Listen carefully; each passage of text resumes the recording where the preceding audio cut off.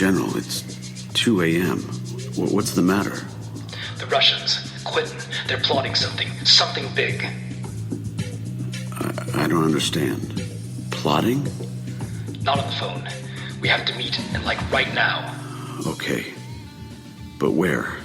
This can't wait, Quentin. I can be at your house in a few minutes. No, that's not a good idea. Let's meet outside the west gate of the castle. The stairs by the Lincoln statue. There's a secured conference room between the statue and the stairwell. Meet me there in 30 minutes. I'll be there in 20.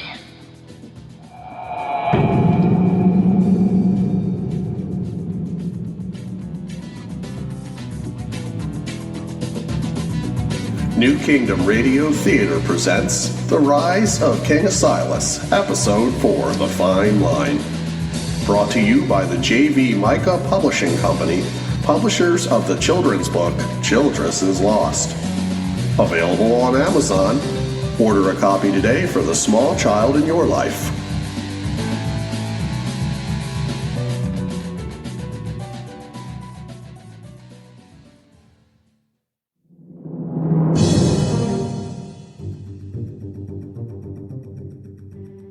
King Asilas was a leader who demanded only the best from those in his inner circle.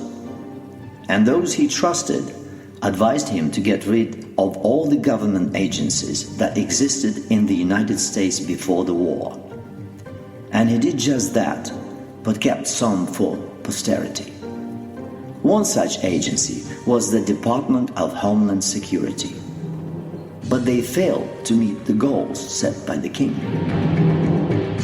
In order to reach the level of prosperity Asilas wanted for all Americans, enemies had to be weeded out and eliminated.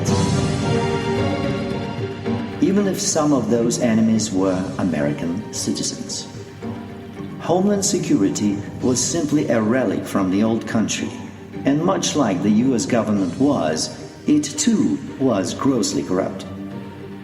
So King Asilas established the Ministry of Interior to replace it, and he named retired General Jeremy Oreb to be its minister, a position of immense power.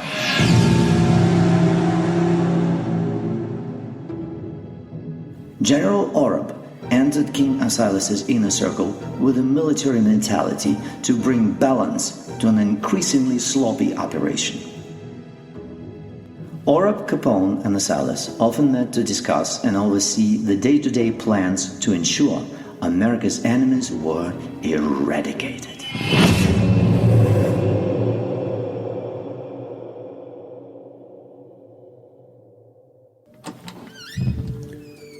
General Oreb, I must admit I'm very alarmed by the urgency of this meeting. What is going on, and who is this young woman you brought with you?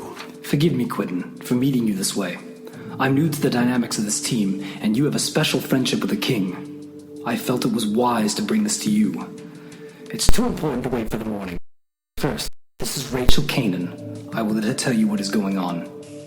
Mr. Capone, I live just outside Buffalo, and a few months ago, I met a young man named Amaziah while working on my father's farm, but he uses the name Joseph Wiseman.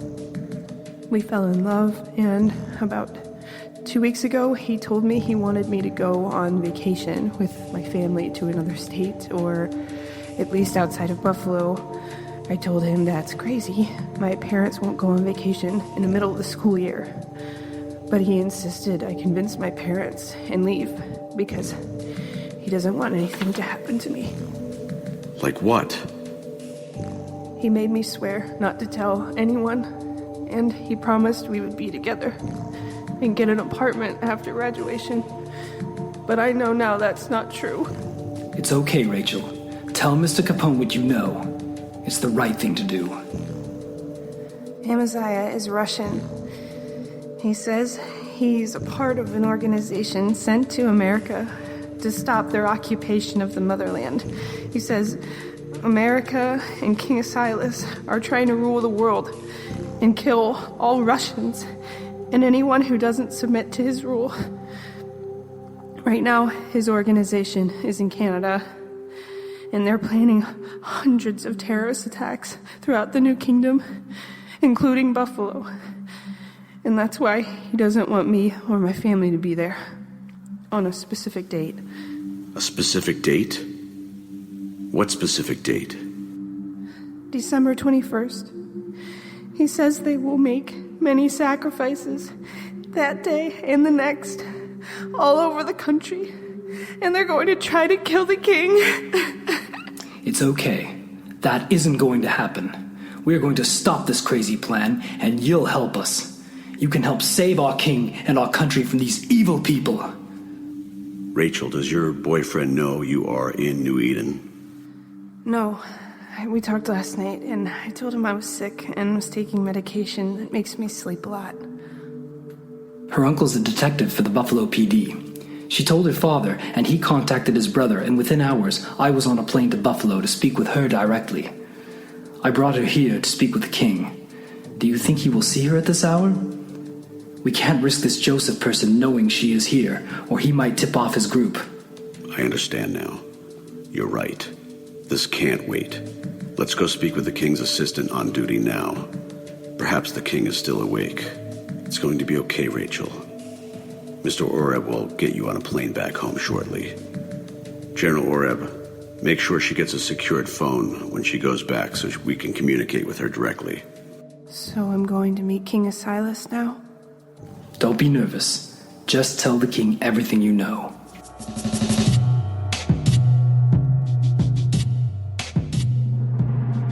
Minister of Interior, Oreb, Quentin Capone, and the young girl from Buffalo, Rachel Canaan, met with King Asilas in the middle of the night. They discussed the plot, and Asilas was very troubled by this. In this meeting, it was discovered there was a connection between the stolen school supplies Capone's investigative team uncovered previously and the Russian terrorists. The terrorists were planning to send young Russian men and women posing as high school kids into heavily populated schools and shopping centers on December the 21st with backpacks loaded with bombs and enough hybrid C4 explosives to level an entire building.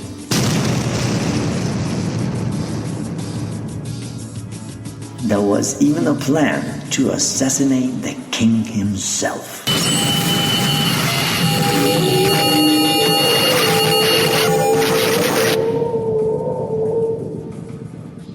Asilas sent the young girl Rachel back home that night with instructions to help Minister Oreb and his team to locate the terrorists that were already in America.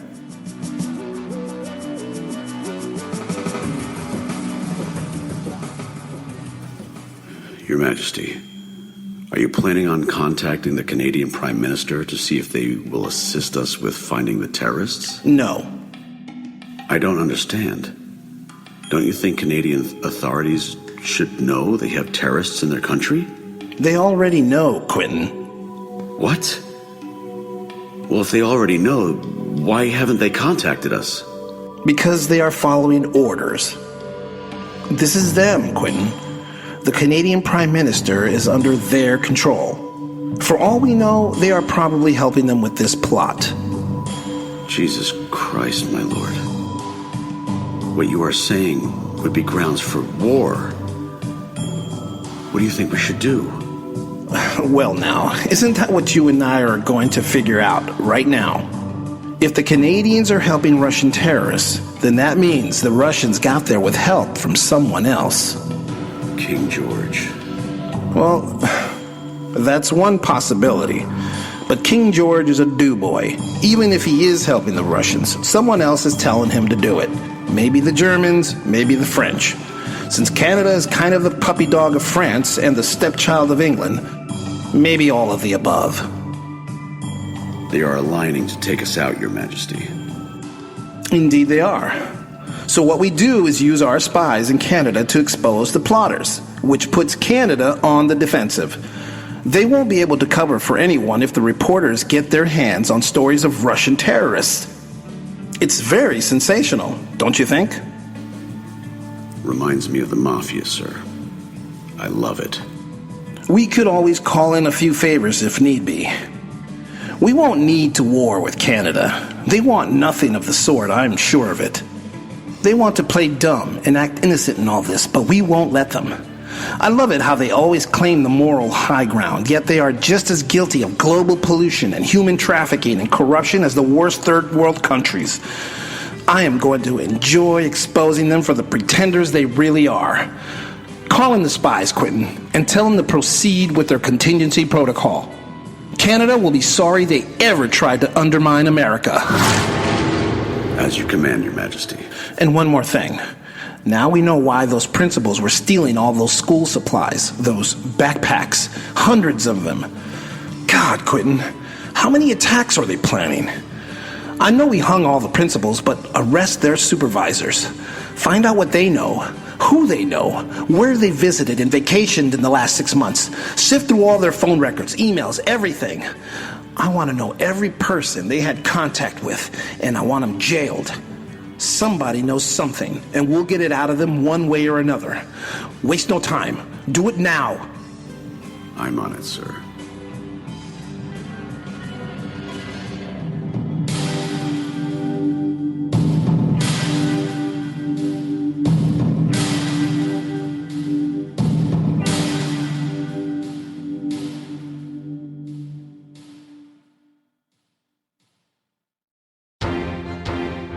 Eyewitness News, when you want the news first. Good morning, everyone. We have breaking news coming out of Toronto, Canada. Canadian authorities are not commenting on reports of Russian terrorists in Toronto, Vancouver, and other cities throughout Canada who have been plotting to attack several cities in the New Kingdom of America. Can News Agency is reporting there's even a plot to assassinate King Asilas.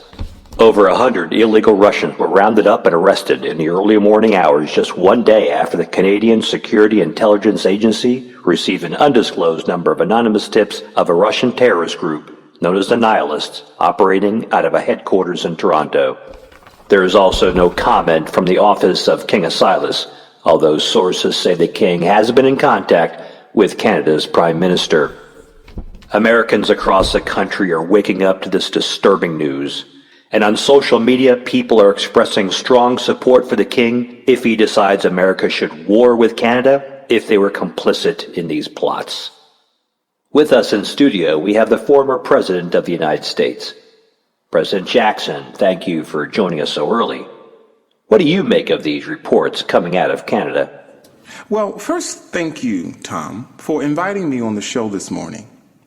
Myself, like all Americans, am shocked and deeply troubled by these reports, as everyone should be. Do you also share the sentiments by many on social media that King Asilas would be justified in America going to war with Canada over this? I think that's a knee-jerk reaction. No one wants to go to war, especially not Canada. Do I think it would be justified if they were complicit? Absolutely. But right now, we simply do not know the facts, and it would be unwise to jump into a discussion of military action against a neighboring country that has been our ally for as long as anyone can remember. Mr. President, do you feel in these times America can still rely on our so-called allies? Well, I firmly believe we should give our allies the benefit of the doubt. And I also don't think King Asilas wants to take our country back into a war. Remember, not so long ago, we endured a civil war. So although there are people on social media that talk tough about going to war, I don't believe the masses in general want to jump right back into a gunfight. And I especially don't believe Canada wants to either. Sir, what do you think happens now? What message of reassurance can you say to Americans watching right now and are probably anxious at the prospect of a war with Canada? My message to the people is simply to trust in our king. There's no need to be alarmed or think about such drastic actions unless he says so. And if our king tells us to get ready for it, then we'll saddle up, load our guns, and do our duty to protect our country. Even though I feel Canada will work with us to smoke out our terrorists if they were complicit, I'll be the first to sign up to defend the front line, because an attack on any of us is an attack on all of us. Mr. President, thank you for taking the time to speak with us. Your words are inspiring to us all. No, thank you, Tom.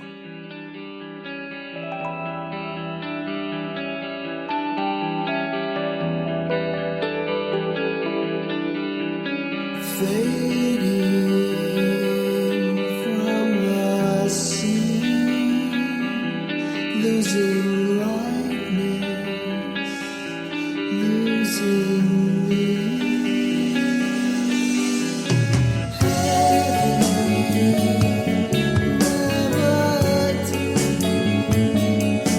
Losing time, so passively.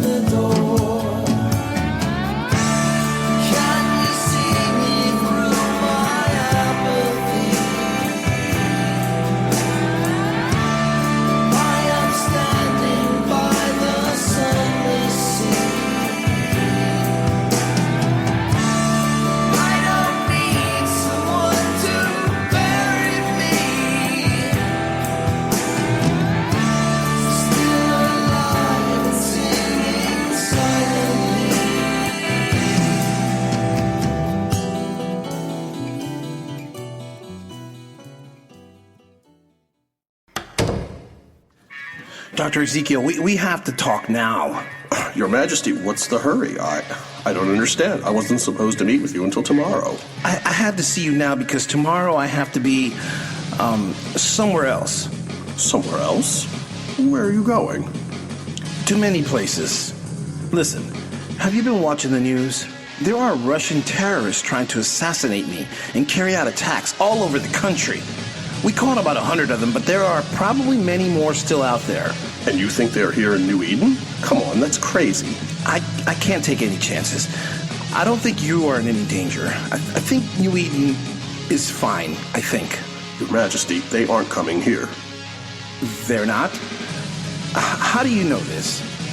Well, I don't actually know this, but anyone would be crazy to attack us here in the capital. They would be killed for sure. Don't you know these are suicide missions? They mean to die. They want to. It'll make them martyrs and heroes in their homeland. Look, I don't want you to worry, but if you feel you are unsafe, I can have you and your family moved somewhere where you'll be protected. Your Majesty, perhaps you're overreacting just a bit here. This is not necessary. What we must do is stay calm. Calm and rational. If you must go, then go. But don't be gone too long, okay? I won't be. Just be careful, Dr. Ezekiel. I will call you as soon as I can and check in. I'm taking it seriously, and I'll be here. Stop worrying. Everything will be fine.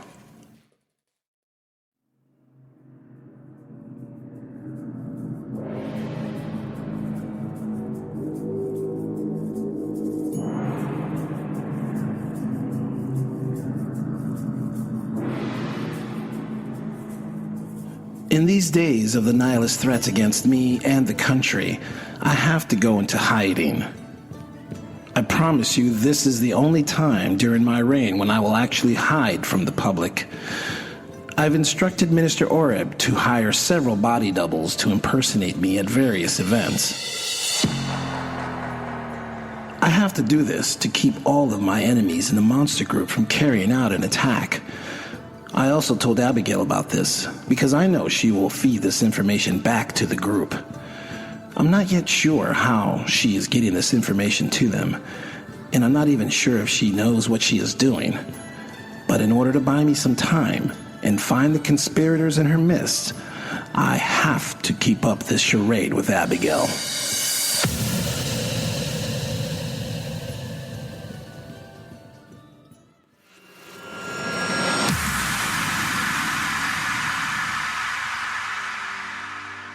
Your Majesty, the Canadians are backtracking now.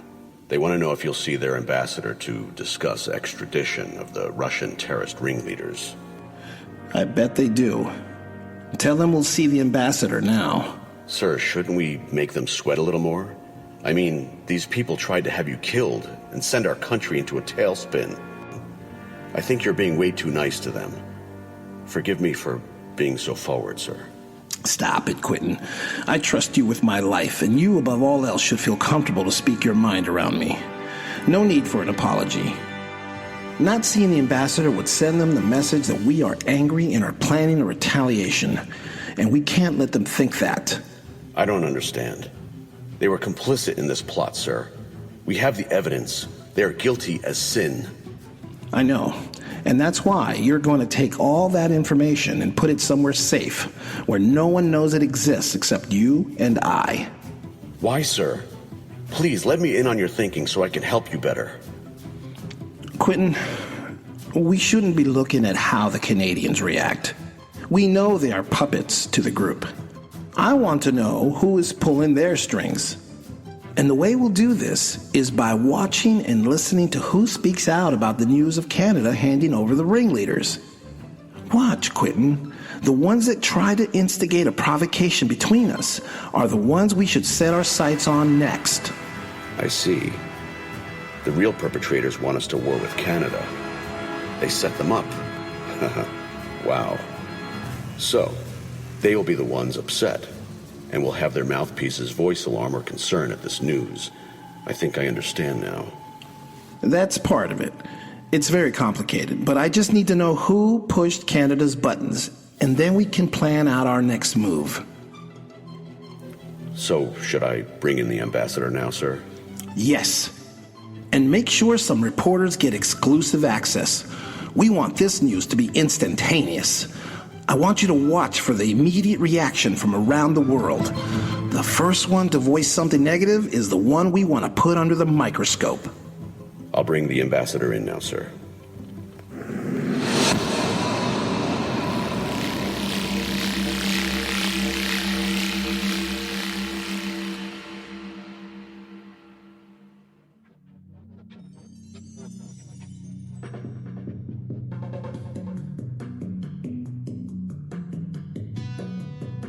You have been listening to The Rise of King Asilas, Episode 4, The Fine Line. Starring J.V. Torres as King Asilas, John Dobie as Quentin Capone, Stephen Fisher as Minister Jeremy Oreb, Clarence Jackson as the President, Jeff Ellis as Dr. Ezekiel, Abigail Kalk as Rachel Kanan, Dodd Rudzinski as newsreader, and narrated by Sergei Baryshnikov. This episode features the song Apathy by Little Atlas. Please visit their Facebook page at facebook.com/Little Atlas. Other music contributors include Joshua Nelson, freesound.org, and Audio Jungle. For more information about this program, the music, and the cast, please visit our website at www.theriseofkingasilas.com. This has been a production of the New Kingdom Radio Theater, a subsidiary of the J.V. Micah Publishing Company in Baltimore, Maryland. Copyright 2017. And stay tuned for Episode 5.